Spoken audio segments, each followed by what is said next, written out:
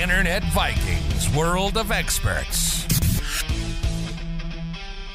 Hi, everybody. Hopefully a lot of you guys have attended our webinars, but to those of you who are here for the first time, my name is Elena. I am looking after our US market for Internet Vikings. We have been working on the US market pretty closely in the last 2 years when this thing started to heat up for the iGaming space. And we are excited to share the regulatory and otherwise knowledge that we have accumulated in all this time. Rickard? Yeah, of course. And I'm Rickard, one of the founders of Internet Vikings, currently the CEO, and working a lot with on the technical side, infrastructure, what we can do together with our customers, and navigating the landscape of sports betting and iGaming in the US. Yes, and my name is Jesper Kärrbrink. I've been in this industry for quite some time, being the CEO at Svenska Spel, Mr. Green, and chairman in a lot of different iGaming companies, and one of them is Internet Vikings. And I'm really happy to be here. We always have a lot of fun doing these seminars together with Elena. Elena has this amazing expertise when it comes to the US, and Rickard when it comes to the technology side of it. And I'm just a talking head here, but it's fun to be here. No, that's an understatement, Jesper.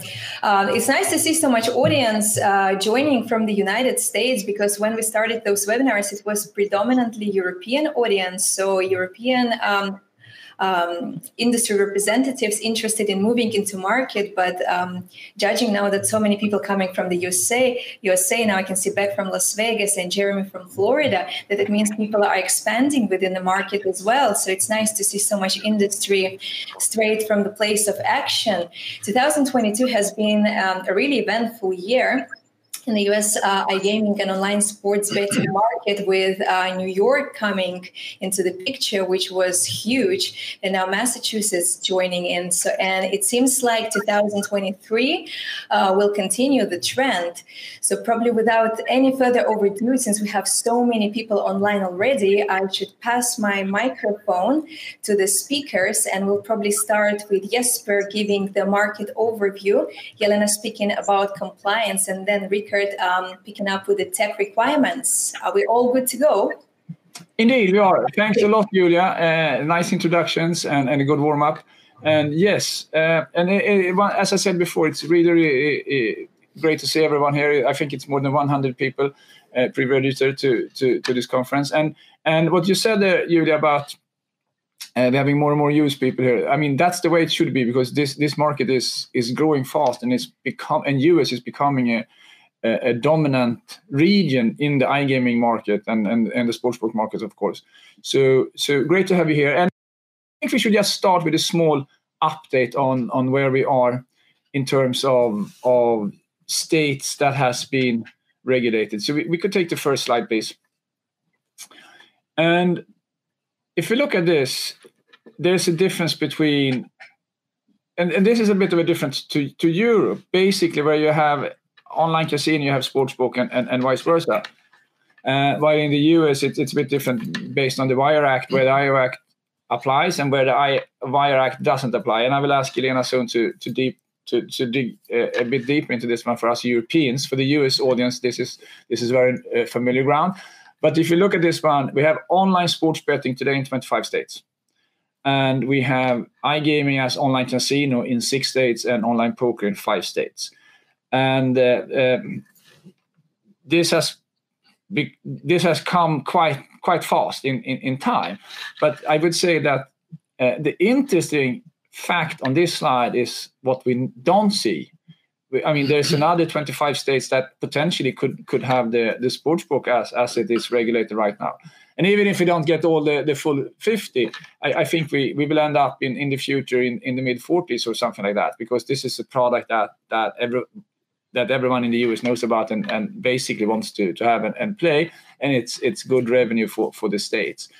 And then we have basically 40 plus states also that could be iGaming states. And if we think this market is growing fast today and is big today, it's just the beginning. But we will come back to that later. But before we go further, couldn't you explain a bit, Elena, about the Wire Act, how it works, and why sportsbooks are within it, so to speak, and why it doesn't apply on the online casinos? Absolutely, Jesper. Basically, to give everybody a little bit of background is really iGaming market has started to pick up in the US ever since 2018. And what happened on May 14 was the US Supreme Court struck down a decision. It's called Professional and Amateur Sports Protection Act. It basically means that everybody now can pass sports betting and iGaming laws if they wish. But besides that act, we are also talking about Wire Act. Wire Act means that in order to prevent organized crime and everything, the states, sports betting cannot happen between the states' lines. So now the states, when they are going to pass these laws to allow for the gaming and sports betting, they can do so, but only within the boundaries of their state. So it's important to know that both of those things when we're looking at the US and trying to understand where US is right now. Ever since 2018, as Jesper said, it's really been heating up for many states. Like right now, it's 25 plus states that allow sports betting, and only in second year, ever since that act was struck down, 11 states have passed those laws. It's been up and down over the years. Like in 2020, we had 3 states, and then the biggest state was last year, 2021, where 6 states passed after the first initial wave. 2022 has not been as big, with only 3 states passing laws. But what we're seeing here is definitely a huge interest to online gaming that obviously the pandemic has only sped up. Indeed, and as we said, I think we only see that, and as Elena is saying here, we only see the beginning of this growth, and we will come back to this further down the line. And should we continue, Elena, with the update of the legal update 2022 on what happened there? You said 3 states passed this year, and some didn't pass. Like there was a lot of expectations around California. And they didn't. And please, if you could comment on that one as well, because that's the 8th largest economy in the world, I think. So of course, the industry looks forward to that opening up. Absolutely. As we've started talking a little bit after 2021, the expectations were really high. A lot of experts were predicting at least 5, 6 to 7 states passing the laws. This year a little bit underdelivered. In total, only 3 states passed, and 11 with a variable degree of success did not pass those laws this year. So far we have 3 states, which is not bad at all. We see, even though a lot of them did not pass the laws this year, they're definitely going to attempt to pass those laws next year. California, everybody was looking at California. Obviously, the biggest economy in the US was very exciting, but it was expected, unfortunately. But hopefully, next year, it's gonna happen either way for Texas. A lot of experts are saying that the second largest economy in the US is very likely to pass the law. So even though 2022 has a little bit underdelivered in regard of legalizing this activity, hopefully next year is going to be a little better. Good. Sorry, continue. Oh yeah, I just wanted to add that the 3 states that passed the sports betting, Massachusetts and Kansas, they're passing it on the model where there are multiple sports books in the state, which is great compared to states, for instance, like Oregon, where there's only 1 sports book. So all of these 3 states look really good to a lot of companies that are looking to enter those states. So it's definitely going to be interesting. Out of these 3, Massachusetts is the biggest with a population of 7 million compared to Kansas, 3 million, and Maine, 1.3. So it's definitely going to be exciting. There is already a huge appetite for Massachusetts that is going to launch next year. So we're definitely keeping a close eye on these 3 states. Good. And where are we on sportsbook states opening up for iGaming as well? Where do you think we are heading there? Absolutely, yeah. We'll talk a little bit about 2023 predictions and what happened this year a little further down the road. But basically, what happened is that these 3 states passed sports betting laws, online sports betting. There were no iGaming states this year, unfortunately. But again, what we're seeing is that there's more and more appetite in that, when we're hoping 2 to 3 states are going to be able to pass those laws next year. Good. And the both of you are working with the regulators and speaking to them on a regular basis. Why are the differences in the regulations? I mean, we have the same in Europe. There's one regulation in Sweden, there's another one in the UK, there's a third one in Denmark, etc., etc. And we have the same here. So what's the biggest similarities and what's the biggest differences? Of course. I do think because sports betting and online gaming is so new to the US, they're taking more of a cautious approach where, this new thing, it's so big and so massive. There are all these regulations that need to be in place, responsible gaming, how to do it properly. So I do think sports betting is something everybody can understand and something that is easier to launch. And a lot of states choose to start there. Instead of passing one big thing, they're going to pass something that something smaller and maybe start there and then see and build up on that, which obviously makes a lot of sense. And even when we look at the geography of the states that are passing the new laws, you're seeing that they are in sort of a cluster. So a lot of states are looking to what their neighbors are doing. Like New Jersey, Connecticut, New York, Delaware was the first one, and so on and so forth. So it's definitely about being cautious, but also seeing what other people are doing. And again, we do already see huge success in the states where online casinos are allowed. So hopefully more and more states are going to join the wagon. And Rickard, it seems that on the technology side, the difference is not that massive. I mean, if you look at these 3 states, one is having mobile betting on via 4 tribals, and Massachusetts is doing 15 licenses, and Kansas is doing 6. I mean, as an offering, that's quite a big difference. And handling that from a regulatory perspective, when you apply, if you don't have one of the 6 licenses, you're kind of out of that market. Yep. But from a technical perspective, they are not that far away, are they? Like technically, no. There is what you should provide. You should have the security side, information security, the protection, also the availability. So if there's something going on, that there is logs, there is information, there is backup, that is more or less the same. Usually the differences between the differences, where you need to host the actual servers, the backups, you need to have it in a licensed premises. Do you need to have it in your market access, where you have your market access deal? These are the kind of things that's a little bit the difference between the different states. But when my point is, and you can help me here, but when you have got the license and you get the second license and the third license, it's not that you need to set up a total new operations per state. You can still operate in a similar way, state over state over state, when it comes to marketing and exactly. techno. And you can have the same and knock and things like that. Yeah, so that's what we are seeing, state by state by state.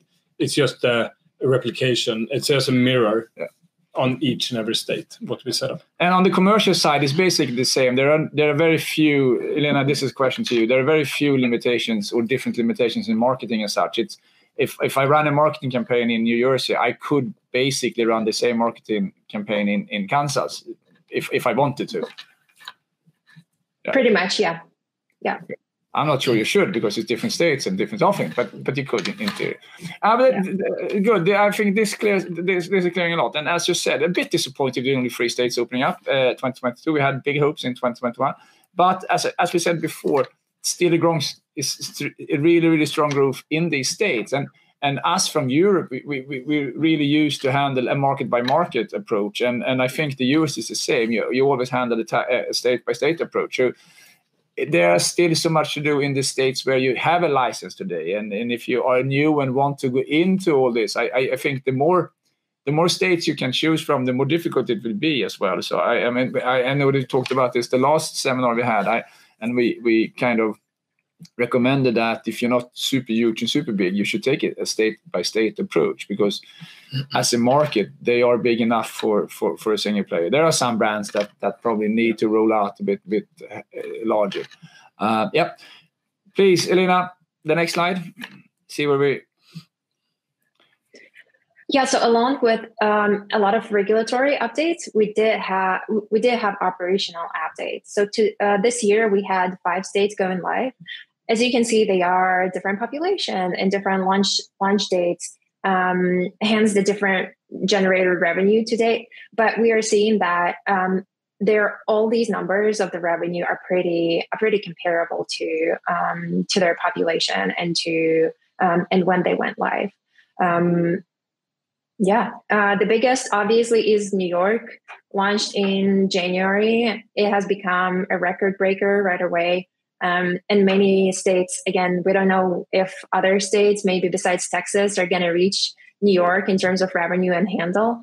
But it's been the biggest event this year, New York, and everybody's obviously looking at it. Even though to sportsbook providers, New York has not been the easiest with a lot of with very big tax burdens and limitations. But it certainly has been exciting to see how the revenues just keep going up and up and up for these new states. Yeah, I mean it's a boom, and if you consider the population there, the revenue year to date is quite amazing actually, and but still looking at comparative numbers in some European countries, it still has a large growth opportunity into those numbers. I really think New York, yes, tough taxes and some limitations, etc., but it's still a very, very interesting market.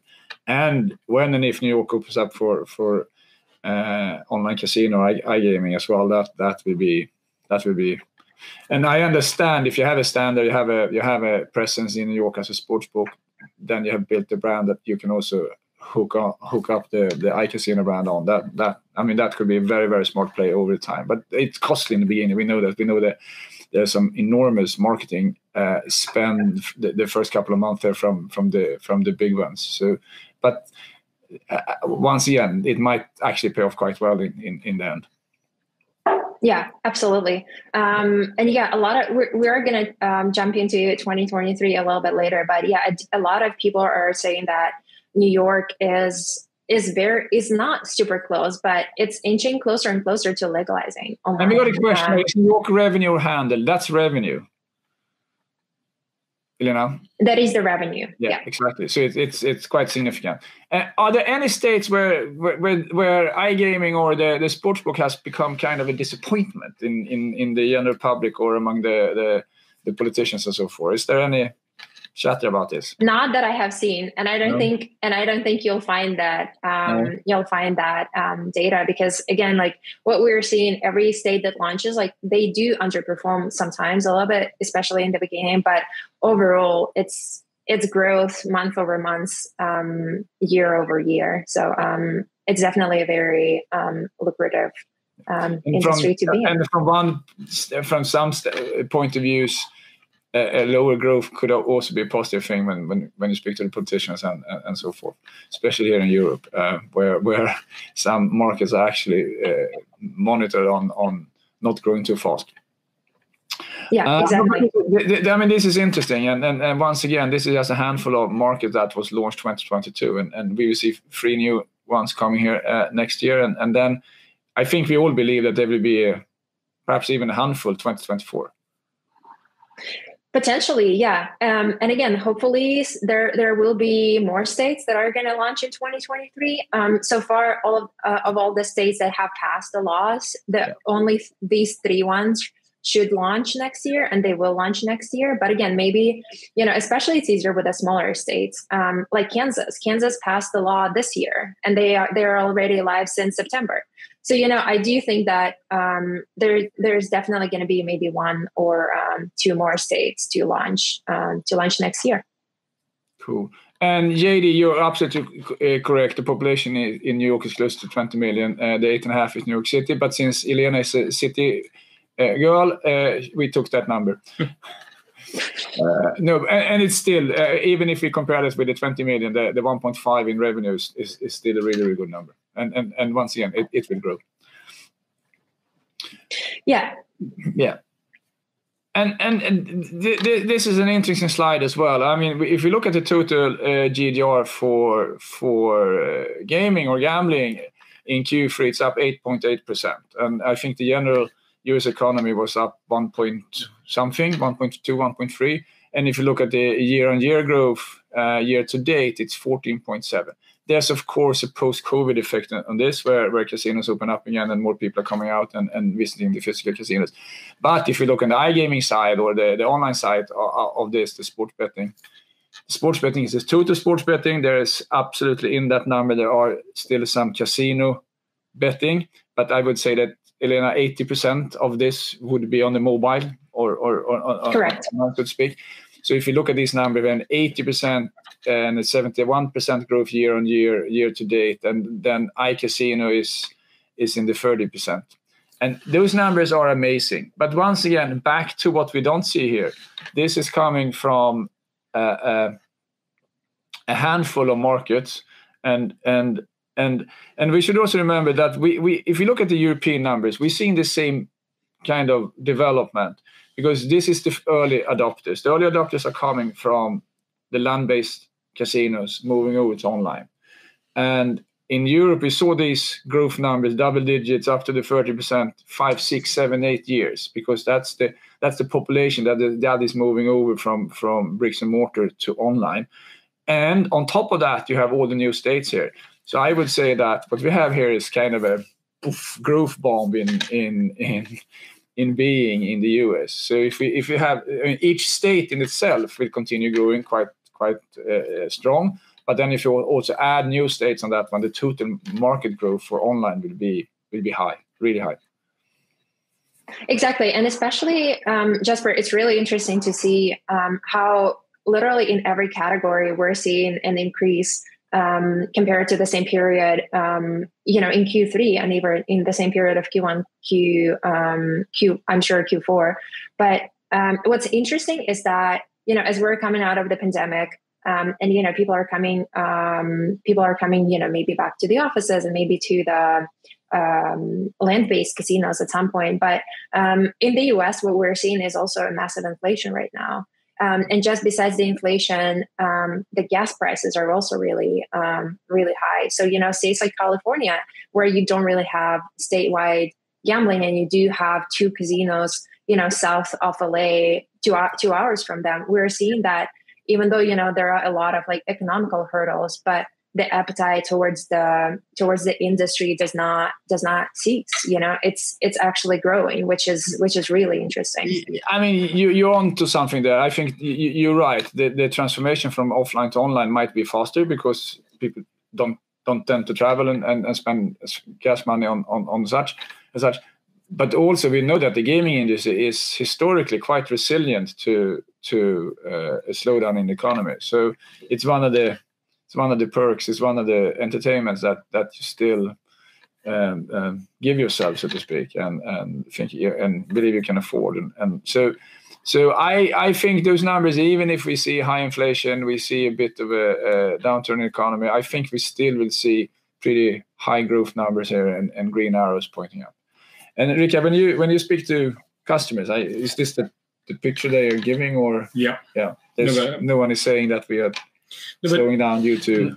Absolutely not, and especially when new states opening up. So it's more like if we are working with a customer in one state, then it's a new state, then it's the next one, and then the next one, and then the next one. It's always what's happening the next quarter. Yeah. What states will we start and open up? Where we will launch the next quarter? That's a discussion. And exactly. So once again, I think we have some pretty interesting years ahead of us, and that's also the American entrepreneur's way of doing business. You kind of look at opportunities, and I think we see the same with the regulators in this. We're coming back to that one, but they are quite supporting this one. Let's see here. AM, will you be sharing the deck later on? Yes, we will. So the deck will be available for everyone. And basically, this is a bit what we talked about, Elena. What we see here is the add-on effect for each state that comes. The market kind of double, not perhaps doubles, but the growth pace doubles basically. And once again, we are on a handful market on iCasino, and we are on half of the potential markets on sportsbook. So we have the underlying growth, as you can see. Each of these bars are getting wider and wider to the right, and we're adding more and more bars or feeds on top of each other. So that's the cumulative effect that we will see, and this is really driving the growth. Any comments here, Elena? We can see the Q2 drop in 2020. That's quite understandable. That was expected. But the cumulative effect that you mentioned is something that we see, that we just continue consistently seeing, and that's why I think even the states that have not legalized online sports betting and online gaming yet are really looking to do that, because again, as there's still inflation going, states are looking for sources of revenue into the budget. So I would say that as complex as legislative process can be, that the regulators are also the lawmakers are really motivated to see this additional revenue stream coming into their states funding. So that's why we do think that 2023 is certainly going to be exciting. Exactly. So launch of 2023. We have the free one we talked about earlier, the Massachusetts, Maine, and Ohio, and then the two more there. They're likely to introduce sports betting and online casino. Could you elaborate a bit more on that, because those are of course super interesting? Yeah, like we talked earlier, there were 11 states that introduced the bills, but they died at one point or the other in the process. We do think that many of those states will try to reintroduce the bills again, especially the ones that advance pretty far down the road. The states that are very likely, obviously they are not all of them, but we based on the research that we have done, a lot of experts consider these states to be the states that are going to reintroduce the sports betting bills. And Texas is on top of that, because what we have seen, I have seen some experts evaluate between 55 and 60% of Texas actually passing a sports betting law. You know how us in the iGaming industry like to make predictions and talk about percentages and likelihood. So that's what it looks like for Texas. So I would say it's pretty high. And that's why we're thinking that next year, 2023, is going to be so exciting, because again, second largest economy in the US is even bigger than New York. It's definitely going to be an interesting launch, and I myself cannot wait to see it happening. In addition to sports betting, we also talk about online casinos, obviously. Even though 2022 has not been the most successful in that regard, we are seeing a lot of movement in Indiana, Illinois, and even New York with regard to passing online casino laws. And going back to the percentages again, I have seen that I have seen 75 to 80% that at least one state is going to pass online casino laws, which is again pretty high. And these states like Indiana, New York, Illinois, they already have sports betting market. So it would be easier for them to pass the laws, and hopefully we will grow. As much as I wish that all of these states were to pass online casino laws. Yeah, but it's actually from a kind of a more philosophical perspective, it's not that bad that it goes slow, because it's not that there's not enough to do for operators and providers today. You might think, yes, faster, but having three next year and one of them being whatever, even if it's not New York, it's still just going to ramp up and build this cumulative effect. So I think if we do 3 per year here, that will have a very, very strong growth the coming 5 to 6 years or even 10 years. So No. This is really, really interesting, and I know that we at I think it was the last seminar. Someone asked, "Is it too late to enter this market?" And I think everything here actually points to a big no to that question. It's absolutely not too late, and I remember when I saw the 5th iGaming casino launch in Europe, and I said, "Oh, these guys are too late; they will never make it." They are today one of the biggest casinos in the world, so I was totally wrong. And we still see successful launches both on the provider side and on the operator side in Europe, and we have been doing this for quite a long time now. So no, to everyone out there, it's absolutely not too late. Rickard is telling me that yes, in hosting it's too late because there's only Internet Viking out there that can do the job. But honestly, between us, I don't think he's right. I think everyone could try whatever they want. It's a huge market coming here. But then I can just add to that, like what we are saying, like what we are seeing is that most customers need like a quarter, like 2 months to a quarter to actually launch something, like technically get it launched, like get it like everything done. And with that, you can only launch like 4 to 5 different, maybe 6 different states per year. Exactly. And so everyone within this industry will have enough to do within the next 5 years. Yeah, easily. Just by natural growth. Easily. And And then, Rickard, I mean, some strategic planning, providing capabilities to early adopters. I call this selling the shovels to the gold diggers, and apparently some wiser person than me changed the headline on this slide. But there are some things that you have to do, and that is kind of. And couldn't you walk us through this? I mean, it starts with licenses, of course. Absolutely. No, but it starts with licenses due to the history of gaming in the US. It is very license heavy. It is a lot of things that you need to have in place. It's not complicated. It's just that you need to have your documents. You need to have everything around you, around your UBOs, around the executive teams. It's not complicated. No, it's not complicated. But it's cumbersome. Yeah. Yes, it takes forever and it takes a lot of time, but it's not complicated. Exactly. When you've done it, it's there, and like a lot of states are looking at other states. Okay, you are licensed in that state. Perfect. That goes faster and faster.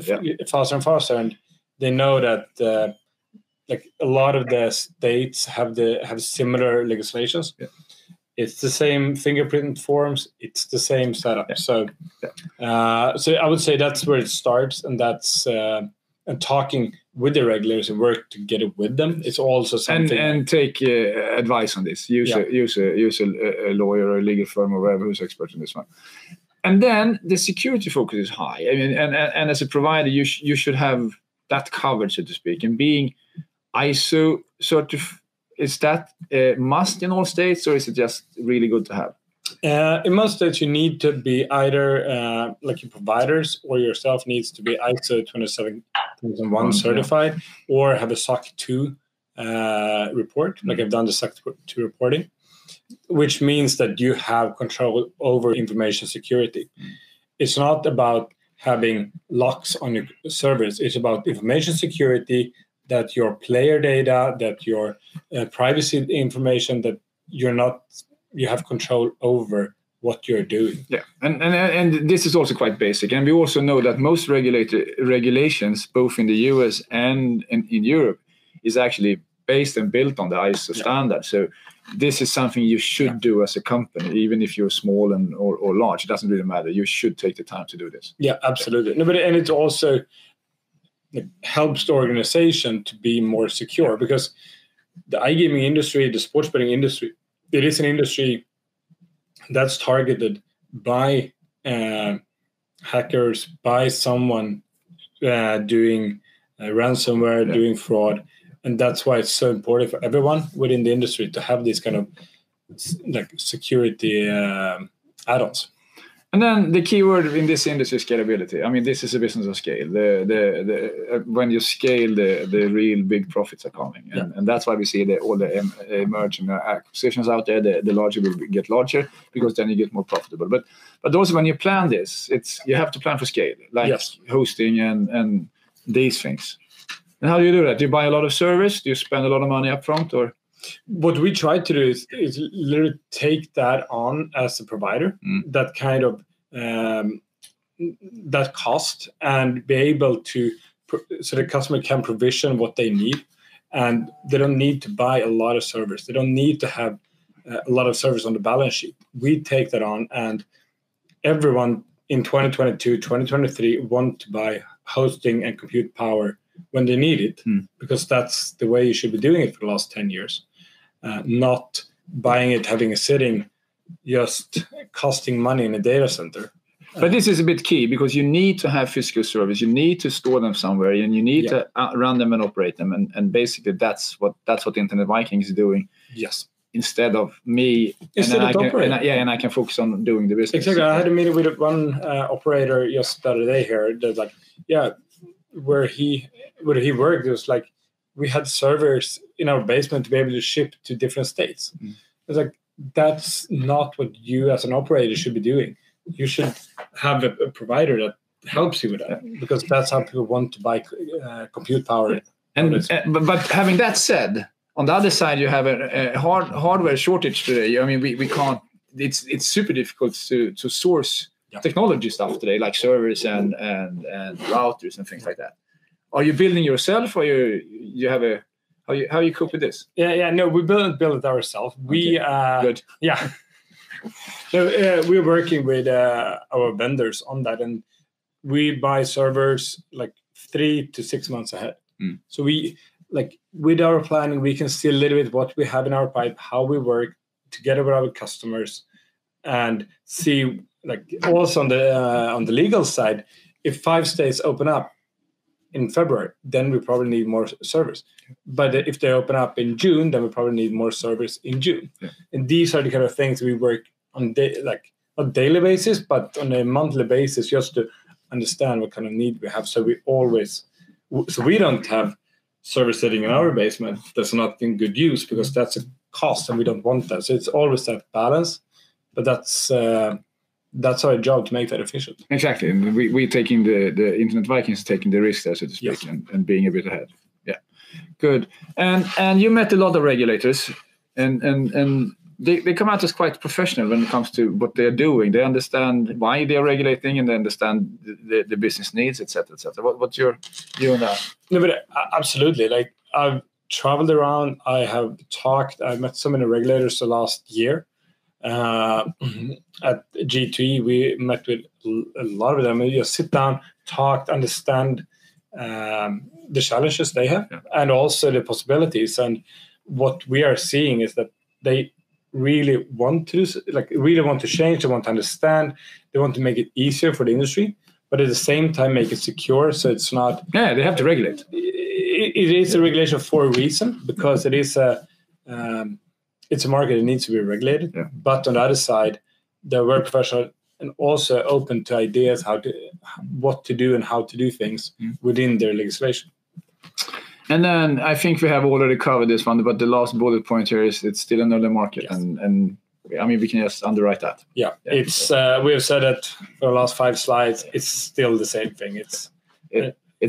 It's early days. Okay, good. We have a question here. What are the steps to set up a new business in the US? And then we got a reply from BK. Depends on the state. Yeah, that's absolutely correct. But Elena, if we take the overall, that question is particularly good. And if we take the overall, what is needed? Where do you start? I want to enter US as a provider, or I want to enter US as an operator. Where do I start? It's a decision taking. Of course, you start with, again, the registration with the state, because you do have to have it to do business in every single state. So that's usually, the step one that Internet Vikings also does, is that we register with the state, and then you start looking at your technology providers, because again, it's all based on the state-by-state cases. So we do, like, for instance, we do need to have data centers in every single state. And that's you as a provider or an operator. This is something that you need to also think about, that there has to be a location in every single state. So we identify our technology providers and start working on the licensing. It's not a rocket science. It's a very short bullet list, but having all of the corporate stuff out of the way, licensing stuff, as well as technological stuff, is usually a good 3-step plan for every state. Good. So you start with register your company. you find suppliers for hosting and such, and then you start the licensing process. And then when you got that, it's basically business as usual. You do your marketing plans and you do your launches and you build your product, etc., etc., etc. So it's not more that it's basically the same principles as in Europe. You do the same things, but that's really good to know. But you do it per state, and that's where it becomes, you do it per like, state, exactly. For me and Elena, that's where it becomes like, okay, you really have a structure for it, because doing it in like we do in 18 different states. But you always start. I mean, our advice has been to start with one, to learn the process, and then you just do it one by one by one by one, and a bit dependent on where. If you are an operator and you plan to take New York, well, that's a chunk to take, and it might be that you stay there for a year or 2 or 3 years. Yeah. While we have to be in every state now because our customers are demanding every state. So the internet Viking speed on rollout is a bit higher. Julia, we are done with the presentation. I'm back with the Q&A session. Yes, it was an amazing presentation by you guys. Wow, a lot of information. And I can see that the chat has been very active. Quite a few questions were sent through. Guys, please don't hesitate to send more questions. If you have any unanswered questions or you doubt about something, please shoot them in the chat box. We're going to answer them right now. Before we start, I saw a few questions asking whether we're going to be sharing the deck. Do you mean the presentation by that? If so, then yes, without a shadow of a doubt, we are able to share the presentation to everybody who attended the webinar. And we also have a present for those who have stayed until the very end, which I will announce in a bit. So without any further delays, let's start with the questions. So do hosting prices vary based on the location? I mean, different states, or is it more or less the same? If it does, then what factors affect the price? But I can say that it varies a little bit depending on the availability of data centers in that state. In some states, there is just one data center. In some states, there is 2. In some states, there is like very high bandwidth costs. But it's marginal, I would say, compared to other costs. But it varies a little bit. Not a viewer's question, but a question for me would say, do you have any recommendations how to cut down the costs? No, but don't buy everything at once. Buy compute power when you need it. We have our private in-state cloud that can be used in every state, like more or less every state, that you can, you only buy the capacity when you need it. That's the easiest way to save money on hosting. When you have a lot of players, that's when you should have a lot of compute power. If you don't have any players, you don't have an RGS running, then you shouldn't need so much capacity. Great, thank you very much. And another techie question probably is going to be for Rickard as well. Hi, is the process of scaling up hosting infrastructure different in different states? I'm mainly interested in the process in New York, Massachusetts, and New Jersey. I would say New Jersey. If you're working with a cloud, it's not, you can just scale it up within there.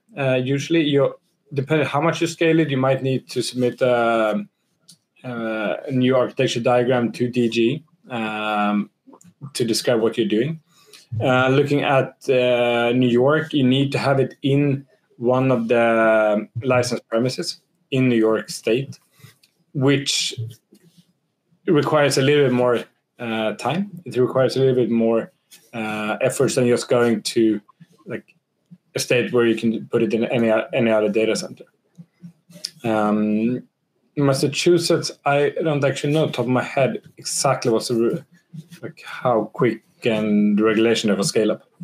Enrique, when you talk about cloud hosting, that's interstate private cloud hosting. Yes, that's the Internet Vikings in-state cloud. Yeah, exactly.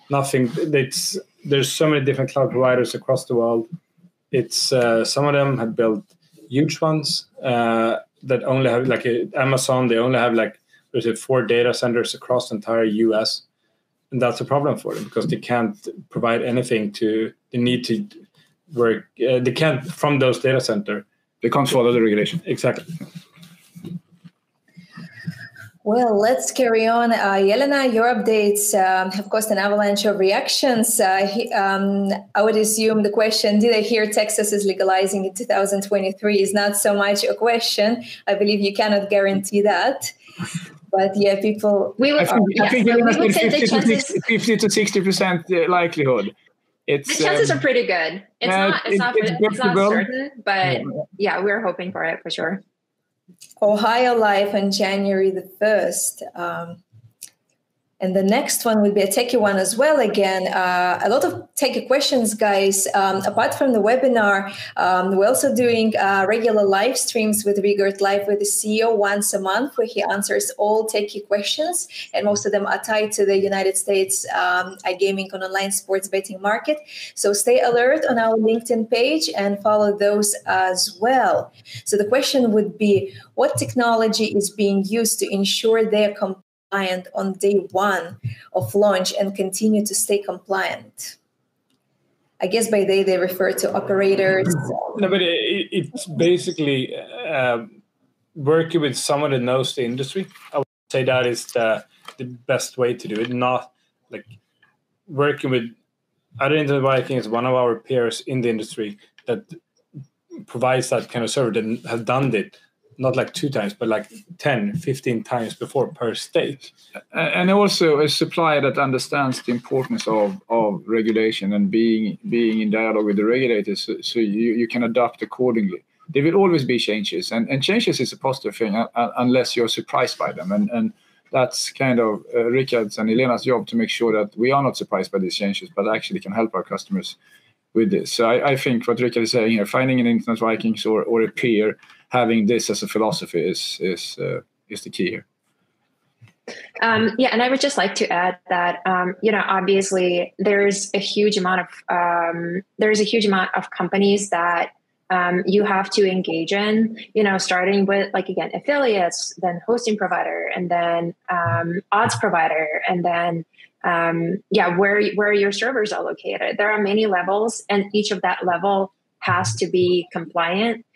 So again, to you as an operator or as a supplier, it helps to go with somebody who is already licensed in that state and who already has knowledge of how the system works and how the changes should be processed and so on and so forth. It just decrease the time to market or whatever else needs to be in place. But also, I have seen that there are actually companies, if you Google, there are compliance companies that help you go through every single step and make sure you are, there's not going to be any delays or any additional questions from the regulators, which will speed up the license. So there's definitely, again, because the industry is so growing, a lot of companies, see different opportunities in one or the other. Like there is already software that helps you file all the licenses to make it easier. There is a company that helps you be compliant and so on and so forth. So definitely this whole process does not have to be as cumbersome as you were to do it on your own. Good. Julia, there's an interesting question here I think it's from Lauren, Colorado. If you can get it up there, I can read it. Is it in the USA? Do you foresee? Yes, exactly. And this is offering to customers in the next 5 years. Sport seems to be the point of the sword, but what other offerings do you all see being crucial in the future for online casinos that are pointed towards the USA market? This is a really, really good question and a really interesting question. And the basis for this is there a big difference between how you gamble on in the US and in the rest of the world? And if you compare, let's compare with Europe that we know more about.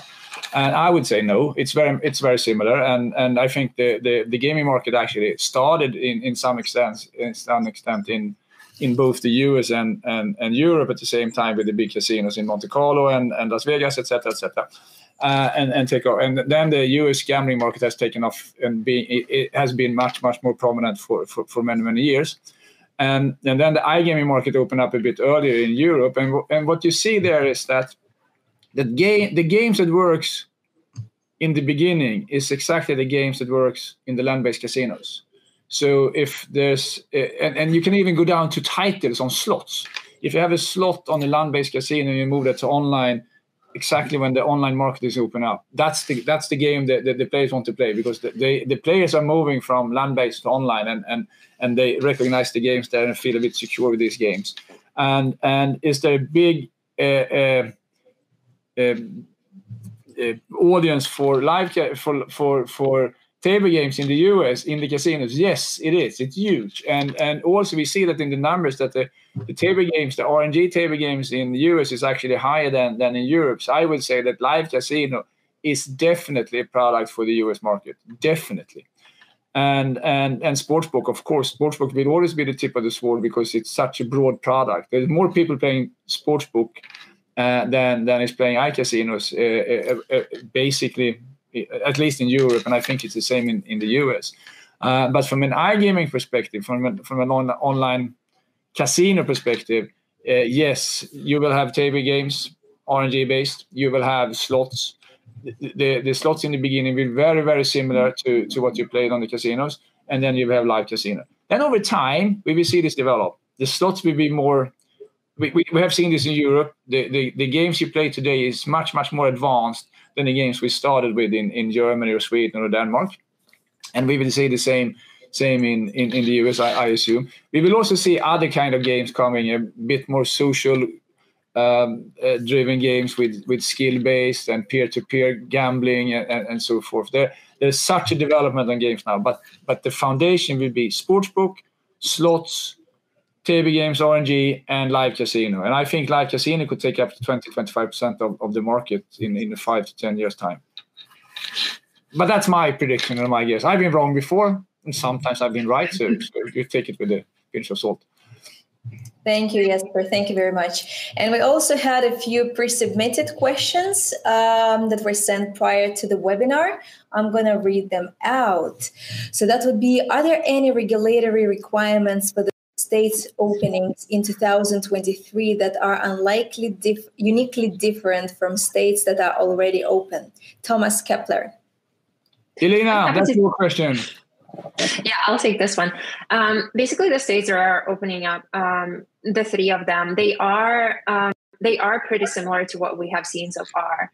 Basically, in the US, there are different models how states can go about it. There could be one monopoly, and then there could be at least a few of the other, a few sportsbook or so-called skins that allow multiple games and healthier competition in the state. So the states that are going to open up belong to the second category, that there will be multiple sports books that are going to be allowed, but they all pretty much follow the same standard and the same procedures. And like, again, as we have said already, that a lot of the lawmakers and regulators look to other states, and then, not trying to reinvent the wheel, but they're seeing what works in other states and what do they think they're going to work in their state, and then they're passing it. So it's not, the states that we're seeing are not going to be significantly different from everything we have seen so far. Julia, there's another really interesting question there, because I would like to know the answer on it, and I will put Elena here on the spot. It's from AD about the payment providers. Yes, when you mentioned the Wire Act, does that only apply to sports betting and does not apply to iGaming? What about payment providers? Yeah, it was ruled in 2021 that Wire Act only applies to sports betting. That's why we're saying such a thing as multi-state online poker games. There are a few states that are already doing it.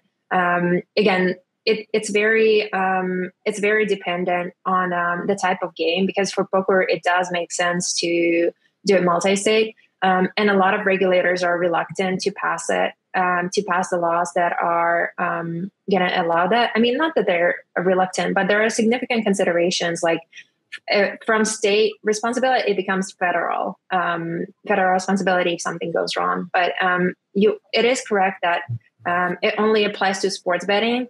Now, if there will be any multi-state casino games. I don't know if we're going to see that. The chances of that happening. But Elena, the key question is, what about payment providers? Are they within the Wire Act or not, or are they local? Are they by state, or can they have? Or perhaps that's a theoretical question. If you don't have a game post states, you don't need to have a wallet post or cross states either.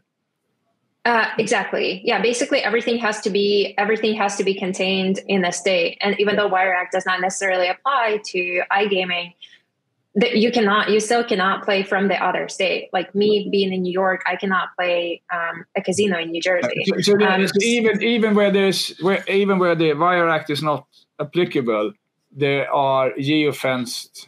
Exactly. Yeah, because of state legislation. That's because of the state legislation. And which means that if I'm a payment provider, I need to provide payment per state. It can't be cross borders unless it's poker then. Yeah. Okay, fair enough. That's good. Thanks for that.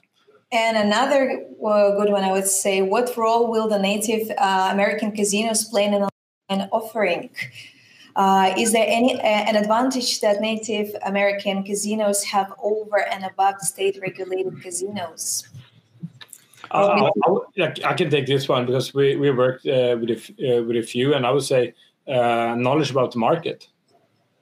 There is 50 different markets here, and if you take a market, and they're so local, and taking those local markets and know what people want to have in that market, that's what I would be. That's the advantage they have. And Elena, is there any advantage for the tribes in? Can they offer iGaming casino faster than a non-tribe, so to speak, in a certain state? Do we see such an example? We saw one example here that they have the online sportsbook. I think it was Ohio or Maine or whatever it was. Are there such differences as well? Yeah, for sure. I would say that Native American casinos are involved in the process in a way that where there are tribes in a state, if the state is looking to pass the law, they would have to account for those casinos, because it's usually a negotiation. Because some part of their business is now going to be taken by online, so they absolutely have to be included. And again, there are states where there are no tribes, so that makes the process sometimes simpler if you want to pass the legislation. But again, in some states they're very involved. In some states there are not, especially when there are no casinos. But I have not seen examples where them being Native American directly affects the speed of the market compared to commercial casinos. So yeah, not in that regard that I have seen. I would say we see that they start geofence. They do mobile iGaming geofence to their premises, even though the premise is literally very small compared to the state. But then they can start working with the market. They are a year, 2 years ahead about everyone else on the market when / if it regulates. Yeah. I love to see how active people are in the chat, because before it was purely questions, answers, and now I can see that people are actively participating in the conversation and also sharing the expertise. Yeah, we have some experts here, so we can recruit for the next seminar. Yes, I would say so, definitely. I'll probably call for another question because we're now over an hour now. However, if you have any unanswered questions, guys, we will have another webinar most likely in February, sometimes towards the middle or the end of the February. So stay alert. If you have any unanswered questions, please send them to us on the LinkedIn message, and we will include them into the next webinar. So that is not a problem at all. So can the payment provider servers be centralized in Nevada or must be per state? Rickard, Elena, who will take this one? I think it can be centralized, most likely, because as an affiliate, you can also be centralized. But thank you all for everything today. It was a great webinar. No, it was. Thanks a lot, and it's so fun to have all the people here and the engagement for everyone. And as we said it before, there's some really experts out there, and that's fantastic. And yeah, Elena and Rickard and Julia, thanks for arranging this. It's amazing. Thank you. We are streaming to executives all around the world. We know what issues they face. Listen to business insights from our experts. This is Internet Vikings.